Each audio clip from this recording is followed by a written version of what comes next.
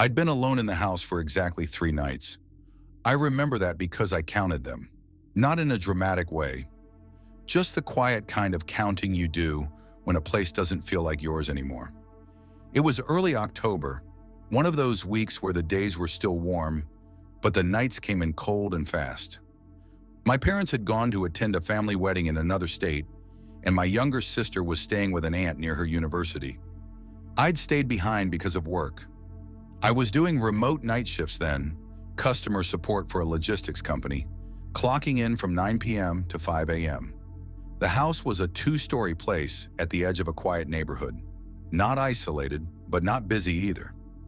One main road about a 5-minute walk away, a street light directly across from our driveway that flickered sometimes. Familiar, ordinary. I'd lived there most of my life. The first 2 nights were fine, boring even. I followed the same routine. Locked the front door by 8:30, checked the back door twice, made coffee at 8:45, sat at the dining table with my laptop, headphones half on, listening to low music so I could still hear the house. Around midnight, I usually walked upstairs, used the bathroom, checked the windows, then came back down. That third night started the same. I remember looking at the time because I was annoyed. 8:41 p.m. I'd spilled a little coffee on the counter and had to wipe it up. The radio was on low in the kitchen, just background noise. I locked the front door, turned the deadbolt, and tugged on it once, like I always did. Then I turned around. The hallway light was on. That stopped me. I was sure I'd turned it off earlier. I always did. The hallway light was bright and harsh, and it shone straight into the living room. I hated leaving it on when I was home alone. It made the rest of the house feel exposed somehow. I stood there for a few seconds trying to replay my movements. Maybe I'd left it on without thinking. That happens. Still, I didn't move right away. The house was quiet, no TV, no footsteps, just the low hum of the fridge and the faint sound of a car passing on the main road outside. I walked over and flipped the switch off. Darkness settled back into the hallway. I remember thinking, "You're tired. That's all." By 10 p.m., I was working. Headphones on, one ear uncovered, emails, calls, scripts I could recite in my sleep. The dining table faced the staircase, so I could see the bottom few steps and the dark space beyond. At 10:37, I heard a sound upstairs. It wasn't loud. That's what made it worse. It sounded like something being moved slowly. A soft drag, then a pause. I froze with my fingers hovering over the keyboard. The house had its normal noises, pipes clicking, wood settling. But this had weight to it. Direction. It came from my parents' bedroom, directly above the dining room. I waited. 10 seconds passed, maybe more. Nothing else happened. I told myself it was the wardrobe door. Sometimes it shifted if the air changed. Sometimes. I put my headphones fully back on. Around 11:15, I went upstairs. I didn't want to, but I also didn't want my imagination filling in blanks all night. I grabbed my phone, turned on the flashlight, and climbed the stairs. Each step creaked in the same places it always had. Third step from the top, then the fifth. Familiar sounds, reassuring in a way. The hallway upstairs was dark, too dark. The air felt cooler than downstairs. I walked past my room first. Door closed. Nothing strange. My parents' room was next. The door was open. That made my stomach tighten. They always kept it closed. Always, even when they were home. I stood in the doorway and shined my phone light inside. Everything looked normal. Bed made, curtains drawn, wardrobe closed, no windows open. But the bathroom door inside their room, the ensuite, was open. I stared at it longer than I should have. I checked the bathroom, empty, light off, no water running. I stood there listening. My ears strained so hard they actually hurt. Nothing. I closed the bedroom door myself and went back downstairs feeling foolish and annoyed with myself. The next few hours passed slowly. At 1:02 a.m., my internet cut out for about 30 seconds. That happened sometimes, but it was rare at night. I remember checking my router and seeing all the lights blink off, then slowly come back on. When my connection returned, I had 3 missed internal calls logged on my work system. That didn't make sense. No one calls during an outage. I brushed it off. At 2:18 a.m., I heard the hallway light switch click on again. This time I knew I hadn't touched it. The sound was sharp and distinct. Plastic against plastic. A deliberate flick. I took off my headphones and sat perfectly still. The light spilled across the living room floor. I didn't move for a long time. I checked the time twice. My breathing felt loud in my own head. "Hello?" I called out, hating how small my voice sounded. No answer. I stood up slowly and walked toward the hallway. My legs felt tight, like I'd been sitting too long, but I hadn't. I reached the switch. It was warm. That detail sticks with me. Light switches get warm if they've been on for a while. This one hadn't. Not unless someone had been standing there flipping it back and forth. I turned it off. As I stepped back, I noticed something else. The front door, the deadbolt was unlocked. I stared at it, my brain refusing to accept what my eyes were seeing. I locked it, slowly, carefully. Then I checked the back door. That one was locked. I didn't go back to work after that. I sat on the couch, lights on, laptop forgotten, phone in my hand. I considered calling someone, anyone, but I didn't know what I'd say. "Hey, I think my house is messing with me." At 3:06 a.m., I heard breathing. Not close, not far. Somewhere between the staircase and the hallway upstairs. Slow, steady, like someone trying not to be heard. I stood up so fast I felt dizzy. "Who's there?" I shouted. The breathing stopped. I grabbed the nearest thing I could, a metal flashlight, and moved toward the stairs. Every instinct told me not to, but I couldn't stay where I was. The dark upstairs felt worse when I couldn't see it. Halfway up the stairs, I smelled something. Laundry detergent, fresh, clean, wrong. No one had done laundry in days. I reached the top and turned on the hallway light. It flickered, then stayed on. All the doors were closed, every single one. I checked my room first. Empty, then the bathroom. Empty, then my parents' room. The door was locked. That had never happened before. I knocked once. Nothing. I knocked again, harder. Still nothing. I stepped back and kicked the door. It flew open. The room was empty, but the bed was unmade. Sheets pulled back like someone had just stood up, and on the nightstand was my phone charger. Mine. I backed out of the room, heart pounding so hard it made my vision blur. I didn't check anything else. I ran downstairs, grabbed my keys, unlocked the door, and stepped outside. The cold air hit me like a slap. I stood on the driveway shaking, staring at the house. All the lights were on now, upstairs and down. From the street, it looked normal, lived in, safe. I stayed outside until dawn. When my parents came back 2 days later, nothing else was out of place. No signs of entry, no missing items. They laughed it off, said I must have been stressed.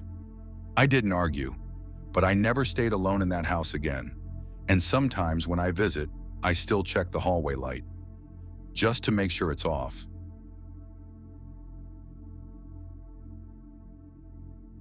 It happened in late February, that awkward stretch of the year where winter hadn't fully let go, but everyone was pretending it had. The days were brighter, but the cold still crept in at night, slipping under doors and settling into corners. I remember because my hands were always dry then, cracked at the knuckles, and I just started using a cheap lemon-scented lotion that never quite soaked in. I was living alone in a rented duplex on the edge of town. 1 unit upstairs, 1 downstairs. Mine was the ground floor. 2 bedrooms, 1 bathroom, narrow kitchen, small living room that faced the street. The place wasn't great, but it was affordable, and after a long breakup, the silence felt necessary. I worked early mornings at a warehouse, 5 a.m. shifts, so my nights were quiet and repetitive. Dinner around 7, shower by 9, bed by 10:30. I didn't go out much, didn't have many people over. Most nights I didn't speak to anyone after sunset. That night started exactly like the others.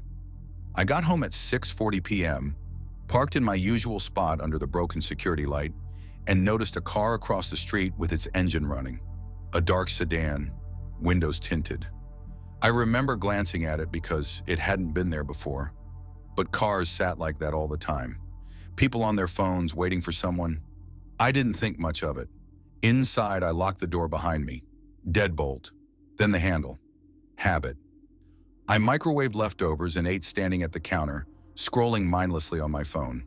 By 8:15, I was tired in that dull, heavy way that comes from routine, not effort. At 8:47 p.m., I turned on the shower. The bathroom was at the back of the apartment, no windows. Just a fan that rattled if you set it too high. I let the water heat up while I brushed my teeth, staring at my reflection and thinking about nothing in particular. I stepped into the shower, pulled the curtain closed, and stood under the water. That's when I heard it, a soft thump. Not from the bathroom, from somewhere closer to the front of the apartment. I froze. The water kept running, loud and steady, filling the small space. I held my breath, listening. Another sound followed, subtle, a kind of shuffle, like someone adjusting their weight. My heart started beating faster, not from fear yet, more confusion than anything. I turned off the water. The sudden silence was almost shocking. The fan hummed overhead. I listened. Nothing. I finished my shower quickly after that. Didn't enjoy it. Didn't relax. I kept pulling the curtain back slightly to check the door, half expecting to see a shadow pass by. When I stepped out, wrapped in a towel, the apartment was quiet. Too quiet. The kind of quiet where you start noticing things you usually don't, like the ticking of the wall clock in the living room or the faint hum of traffic outside. I got dressed fast and checked the front door. Locked. The windows. Closed. I told myself it was the upstairs neighbor. Sound traveled weirdly in that building. Pipes, footsteps, all of it. I'd heard stranger noises before. By 9:30, I was in bed. I lay on my back, phone on my chest, scrolling until my eyes started to blur. The bedroom door was open. I liked being able to see into the hallway, made the place feel less boxed in. At 10:12 p.m., I heard the shower turn on. Not mine. The water started suddenly, full pressure, like someone had twisted the knob all the way. I sat up so fast my phone slid onto the floor. The sound was unmistakable. The bathroom was close enough that I could hear the pipes groan as they filled. The fan clicked on a second later. I just sat there staring at the open bedroom door, my mind scrambling for explanations. The upstairs unit, I told myself. It has to be them, but I'd never heard their shower that clearly before. And the sound, it wasn't above me. It was coming from inside my apartment. I swung my legs out of bed and stood up slowly. The hallway light was off, but the glow from the bathroom spilled faintly into the corridor. Warm, yellow. I hadn't turned that light on. My mouth felt dry. I took one step forward, then another, moving quietly, every nerve in my body screaming at me to stop. The closer I got, the clearer the sounds became. Water hitting tile, the fan rattling softly, and something else. Breathing, not mine. It was steady, relaxed, like someone taking their time. I stopped just short of the bathroom doorway. The shower curtain was closed. A shadow moved behind it. I backed away without thinking, my heel catching on the edge of the carpet, nearly sending me to the floor. I didn't look away from the bathroom the entire time. I retreated into my bedroom, closed the door gently, and locked it.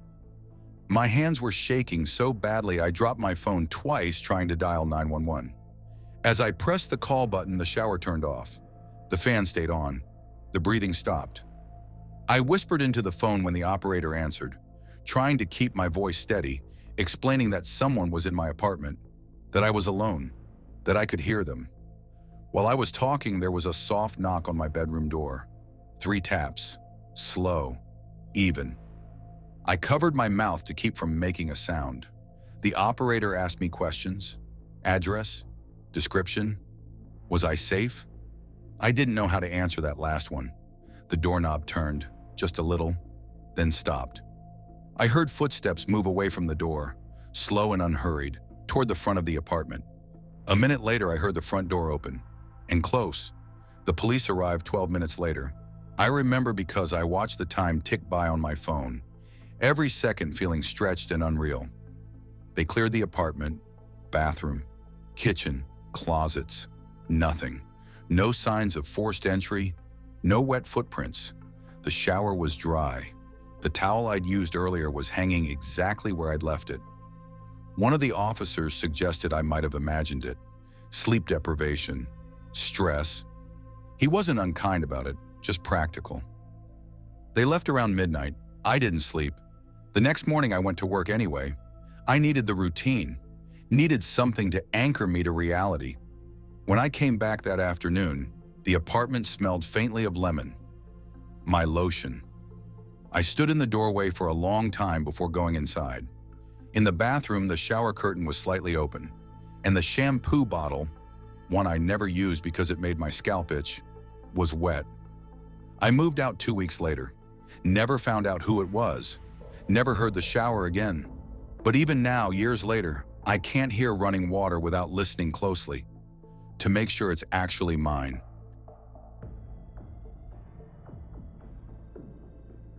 The last time it happened was in mid-July. That detail matters to me because July was always loud where I lived. Windows open, kids outside late, motorbikes buzzing down the road long after dark. It wasn't the kind of month where silence crept up on you unnoticed. That night it did. I was staying alone in my uncle's house while he was away on a contract job out of town. 6 weeks, he'd said, maybe 7.